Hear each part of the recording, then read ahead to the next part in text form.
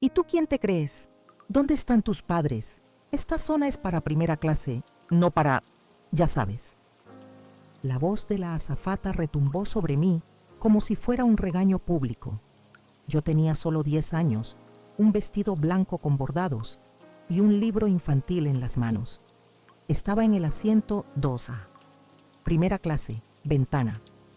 Exactamente donde mi papá me había dicho que me sentara mientras él iba al baño, justo antes del abordaje final. Pero a ella no le importó. Tenía un uniforme impecable, una sonrisa que solo era para ciertos pasajeros y una mirada punzante cuando se trataba de alguien como yo, una niña morena, de cabello rizado y rostro latino. Te lo preguntaré por última vez, dijo mientras se agachaba a mi altura. ¿De dónde sacaste ese boleto? Yo no supe qué decir. Papá tenía la carpeta con todo y yo solo obedecía. Los otros pasajeros comenzaron a mirar. Un hombre de traje bufó. Una señora murmuró algo sobre controlar mejor a los niños. Mi garganta se cerró. Nunca me habían hablado así, y menos delante de tanta gente. Este asiento no es tuyo, cariño. Mejor ve atrás, con los demás. Lo dijo con una sonrisa profesional, pero sus ojos decían otra cosa. Ella no sabía quién era yo. No sabía quién era mi papá, ni tenía idea de que ese día iba a aprender una lección que nunca olvidaría. Papá apareció por el pasillo justo cuando la azafata llamaba al jefe de cabina por radio. Vestía una guayabera blanca, sencilla, sin marca, pantalones de lino, zapatos cafés gastados y una expresión tranquila, demasiado tranquila para lo que estaba viendo. ¿Todo bien, mija?, preguntó con su voz suave, como si no notara el caos. La azafata giró, sorprendida. «¿Este es su padre?», asentí, aún con los ojos húmedos. Ella soltó una risa incómoda. «Señor, su hija está en un asiento que no le corresponde. Esta zona es exclusiva para pasajeros de primera clase. Por favor, acompáñenme al fondo del avión». Papá la miró, no con enojo, con algo más fuerte, compasión. «¿Revisó el manifiesto de vuelo?», preguntó. Ella parpadeó. «No necesito hacerlo. Este tipo de errores pasan cuando los pasajeros entran sin supervisión. Seguro es un boleto de clase económica mal escaneado». Papá sacó lentamente la carpeta de cuero que siempre llevaba. Adentro, una hoja plastificada con sellos dorados y el logo de la aerolínea. Se la extendió sin una palabra. La azafata la tomó, aún segura de su postura. Pero al leerla, algo en su rostro se derrumbó. La respiración le cambió. Sus manos temblaron apenas, porque en ese papel decía claramente: Fernando R. Monreal, fundador y presidente ejecutivo. Mi papá, el mismo que ella trató como a un don nadie, el mismo que viajaba en turista porque decía que uno nunca debe olvidarse de dónde viene. Y ahora estaba ahí, con toda la clase del mundo, enseñándole que hay errores que se pagan con silencio. La azafata no supo qué hacer. Pasó de la seguridad altiva a un silencio incómodo en menos de 5 segundos. Volvió a mirar el documento. Volvió a mirar a mi papá. «¿Esto es real?», murmuró. Mi papá no respondió. Solo guardó la hoja en la carpeta con la misma calma con la que cierra la Biblia cada noche. El jefe de cabina se acercó al notar el revuelo. Era un hombre de unos 50 años, rostro adusto, uniforme planchado con precisión militar. «¿Algún problema?», la azafata le susurró algo al oído. Él la escuchó, frunció el ceño y luego nos miró a los dos. «Señor Monreal, no sabíamos que usted viajaría en esta ruta. Se suponía que su asistencia era confidencial, ¿cierto?». Papá asintió. «Yo no necesito atención, solo respeto». La frase cayó como una piedra en el ambiente. El jefe asintió lentamente. «Claro que sí, señor. Lamento profundamente este malentendido. ¿Desea que reubiquemos a su hija con usted en turista?». Papá sonrió. «No, ella se queda aquí. Yo regreso a mi asiento. Pero antes, Me gustaría que ella recibiera lo que se merece. La azafata tragó saliva. Su sonrisa ya no estaba. Los pasajeros observaban. Algunos ya susurraban entre sí. Una señora mayor murmuró: a esa muchacha ya la he visto hacer cosas parecidas. Y entonces supe. Esta no era la primera vez. Esa azafata tenía una historia. Y mi padre estaba a punto de enseñarle que no todos los pasajeros se callan. El jefe de cabina le indicó a la azafata que lo acompañara a la parte trasera del avión. Ella lo siguió sin decir palabra, pero su espalda ya no estaba recta. Sus pasos eran torpes. La elegancia del uniforme se había evaporado. Mi papá se inclinó hacia mí y susurró: quédate tranquila, mija. No estamos aquí para vengarnos. Estamos aquí para enseñar.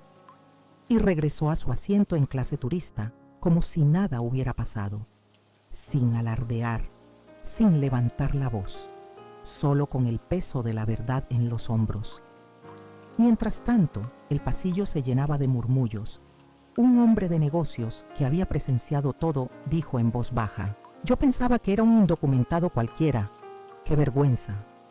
Una mujer joven, que antes evitó mirarme, ahora me ofrecía una sonrisa amable, pero yo no sabía qué sentir. La vergüenza seguía viva, como una mancha que no se quita con disculpas, como una herida abierta en medio del lujo falso. A los pocos minutos, la azafata regresó. Ya no tenía ese brillo en la cara. Se acercó a mí, se agachó y por primera vez bajó la voz. Disculpa, pequeña. Me equivoqué contigo, fue un error. No quise ofenderte. Pero yo sabía que no era un error. Era un juicio, una condena instantánea basada en mi piel, en mi acento, en la forma en que sostenía un libro viejo. No hay problema, le dije. Solo no lo vuelva a hacer con otra niña. La azafata tragó saliva, asintió y se alejó. Y en ese momento supe que mi papá no solo era dueño de una aerolínea, era dueño de algo más valioso, el poder de corregir sin destruir. El resto del vuelo transcurrió en un silencio distinto. No de incomodidad, sino de reflexión. El tipo de silencio que se forma cuando alguien se da cuenta de que presenció algo importante, aunque no sepa cómo explicarlo. Nadie volvió a hablarme, pero tampoco me ignoraron. Me ofrecieron jugo sin que lo pidiera. La mujer del asiento 1B me prestó sus audífonos para ver la película animada. Un señor canoso me regaló una barra de chocolate con una sonrisa tímida. Cuando aterrizamos, la azafata no volvió a aparecer. Fue otra persona quien abrió la puerta y se despidió de los pasajeros. Yo bajé de la mano de mi papá, sintiendo que algo había cambiado, aunque no podía ponerlo en palabras. Cruzamos la terminal y antes de salir, papá se detuvo frente a una pared con fotografías antiguas. Ahí estaba él, más joven, recibiendo el primer premio por fundar la aerolínea. Y junto a él, una foto de mi mamá, quien había fallecido años atrás. Una mujer de rostro firme y ojos nobles. La primera azafata de aquella compañía, la que había diseñado los primeros uniformes, la que enseñó a las tripulaciones que el cielo se trata de servicio, no de apariencia. Papá colocó su mano sobre esa imagen. Tu madre voló miles de millas, pero su corazón nunca despegó del suelo. Me miró con ternura. Por eso, cuando te miran por lo que aparentas, no respondas con gritos. Responde con memoria, con historia. Tomó mi mochila y antes de salir del aeropuerto, me entregó algo que yo no esperaba. Un llavero con alas de metal y una palabra grabada en la parte trasera: herencia. Yo no entendí del todo lo que significaba, pero algo en mí supo que era más que un regalo. Era una promesa. A la mañana siguiente, papá recibió una llamada desde la junta directiva. No fue para reclamarle, fue para agradecerle. Tenemos reportes del jefe de cabina y del equipo en tierra. Todo el personal está hablando de lo ocurrido y también de cómo lo manejaste. Papá no respondió enseguida, solo pidió una cosa: que revisen los protocolos de capacitación. No se trata de castigar a alguien, se trata de evitar que otra niña pase por lo mismo. Horas después, el equipo de recursos humanos recibió una instrucción directa: incluir módulo de empatía cultural en la formación de nuevos tripulantes, actualizar casos prácticos sobre diversidad, discriminación pasiva y microagresiones. Firma: Fernando R. en Montreal. No hubo despidos, no hubo escándalos, pero esa azafata fue reasignada a vuelos regionales durante 6 meses y recibió una carta escrita a mano por el propio fundador. Esto no es una sanción, es una oportunidad para que aprendas lo que tu uniforme aún no te ha enseñado: que no se vuela solo con alas, se vuela con humanidad. Ella nunca respondió, pero meses después, papá se enteró por otro capitán que comenzó a saludar personalmente a cada pasajero al subir, y que en uno de sus vuelos más recientes ayudó a una anciana con acento fuerte a ubicar su asiento, y la llamó señora con una reverencia que hizo llorar a los asistentes. A veces, el cambio no hace ruido, solo hace eco, y en ese eco, una niña de 10 años había dejado una huella. Esa noche, mientras cenábamos arroz con frijoles y queso fresco, papá me miró con una expresión que pocas veces usaba, seria, pero llena de orgullo. ¿Estás bien?, me preguntó. Asentí, pero luego solté lo que me venía quemando desde el vuelo. ¿Por qué no la despediste? Ella me humilló, papá. Todos vieron cómo me trató. Papá dejó los cubiertos sobre la mesa, se limpió las manos con calma y entonces me miró como si hablara con una adulta. ¿Recuerdas lo que decía tu mamá? ¿Cuál de todas sus frases, Tospa? Respondí. Esa que usaba cuando alguien la hacía sentir menos. No vine a encajar, vine a enseñarle al mundo cómo se ve la dignidad. Me quedé en silencio.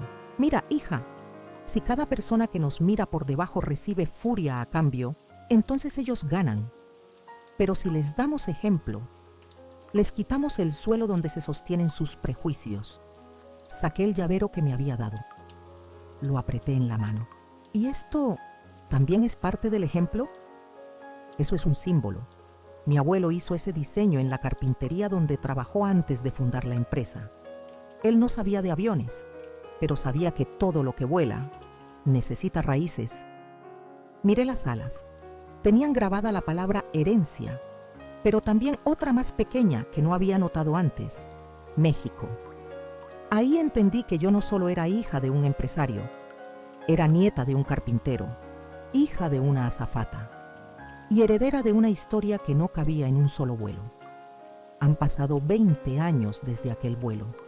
Ahora tengo 30 y llevo el mismo apellido que ese hombre que me enseñó a mantener la calma cuando me temblaban las rodillas. Montreal. Papá ya no viaja tanto. Dice que el cielo cansa si no se aterriza en familia. Yo, en cambio, ahora lo hago todo el tiempo. Pero no como pasajera. Soy la gerente regional de operaciones de la misma aerolínea, la empresa que nació de las manos de un carpintero mexicano que cruzó la frontera sin papeles y que ahora lleva millones de vidas sobre sus alas. Hoy volé en la ruta Ciudad de México-Atlanta y antes de despegar, quise hacer algo simbólico. Reservé el asiento 2A, ese mismo, el del vuelo donde una vez me sentí invisible. Me senté allí sola, pero esta vez con el uniforme azul, con el pin dorado sobre el corazón y el cabello recogido como mamá solía llevarlo. Una azafata joven se me acercó. ¿Desea algo más, gerente Montreal? Sonreí. Solo asegúrate de mirar a todos los pasajeros con los mismos ojos. Ella asintió, y antes de dar media vuelta, la detuve. Por cierto, ¿sabías que esa señora de la tercera fila, la que tiene el acento fuerte y la bolsa de plástico? Sí, la señora mayor. Ella fue quien diseñó los primeros uniformes de esta compañía. Es mi tía.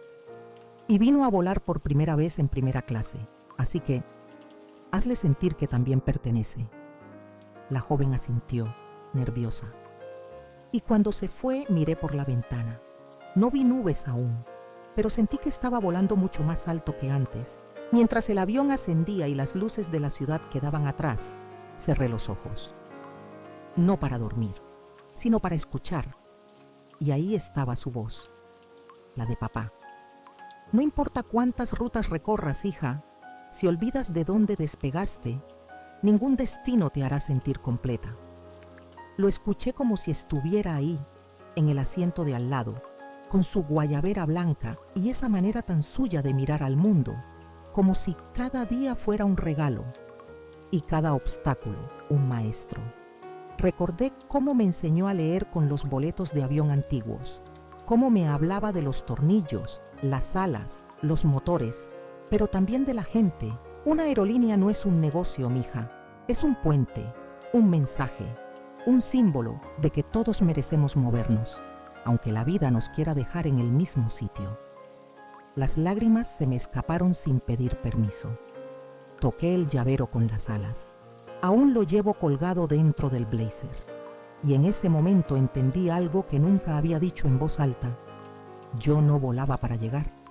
Volaba para que otros supieran que podían hacerlo también. Para que una niña como la que fui, de piel morena, cabello rizado y apellido latino, pudiera sentarse en primera clase sin tener que explicar nada. Solo estar, solo ser. Y si un día tengo una hija, le contaré esta historia, no como un acto de venganza, sino como una semilla de identidad. Porque las alas que uno hereda no son de metal, son de memoria. Una semana después del vuelo, llevé a papá a desayunar a su lugar favorito, un pequeño restaurante mexicano en Los Ángeles donde aún lo llaman Don Fer, y le sirven el café sin pedirlo. Mientras tomaba su pan dulce, le conté lo que había pasado en el vuelo, lo del asiento 2A y lo que hice con la señora de la tercera fila. Me escuchó en silencio, como siempre, y cuando terminé, sonrió sin mostrar los dientes. ¿Sabes por qué te di ese llavero?, preguntó. Para recordarme de dónde vengo, le respondí. No solo eso, te lo di porque tú eres las alas que yo no tuve. Tú volaste más alto que yo, mija, y lo hiciste sin despegarte del suelo. Se me hizo un nudo en la garganta. Papá se levantó, pagó la cuenta, y al salir del restaurante, sacó una pequeña Biblia de su chaqueta.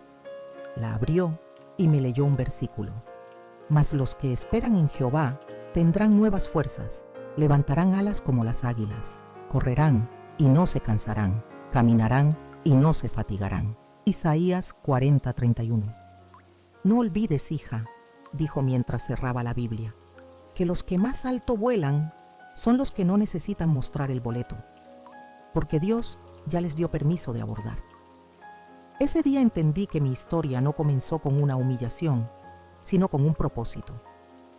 Y desde entonces, cada vez que subo a un avión, miro al cielo y le agradezco a Él, porque mis alas no son de metal, son de fe, de familia y de un legado que vuela más alto que cualquier altitud.